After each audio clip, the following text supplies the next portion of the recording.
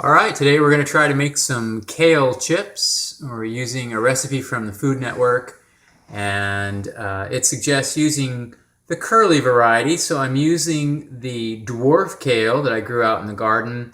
The Siberian kale is usually flat leaves, but it's far more productive. So anyway, we're going to see how this dwarf kale makes kale chips. Once I get these leaves destemmed, we'll come back and show you the rest. I started off by trying to use a knife and carefully taking the stem out. Well, I don't have that kind of patience, so I just use the same technique that I use to strip the stems when I'm making a smoothie.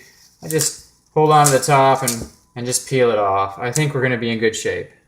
I do want to break these up into relatively bite-sized pieces, though, as I go through. I'm just going to kind of handle them again, maybe take a leaf like this and bust it into a couple of different sections. The recipe calls for an oven that's preheated to 275 degrees. I'm going to gently massage or drizzle and massage a little bit of oil, olive oil, over these leaves, and then sprinkle them with sea salt, and then into the oven they go. I may add some sesame seeds just for a little texture. Okay, a little olive oil. Now I'm just kind of guessing. I'm going to toss this and mix it around by hand and see if it needs any more. Then we're going to add some sesame seeds from the bulk bin, just for a little texture and flavor.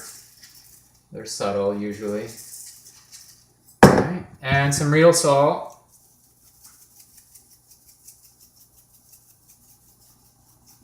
Toss this, get it on some cookie sheets, and we'll throw it in the oven. Okay, so this is what I've got. Got them all spread out on the cookie sheet. They probably could be spread out a little bit more and get a little bit more consistency. But here I figure we'll get some crispy and maybe some slightly chewy. Anyway, different textures.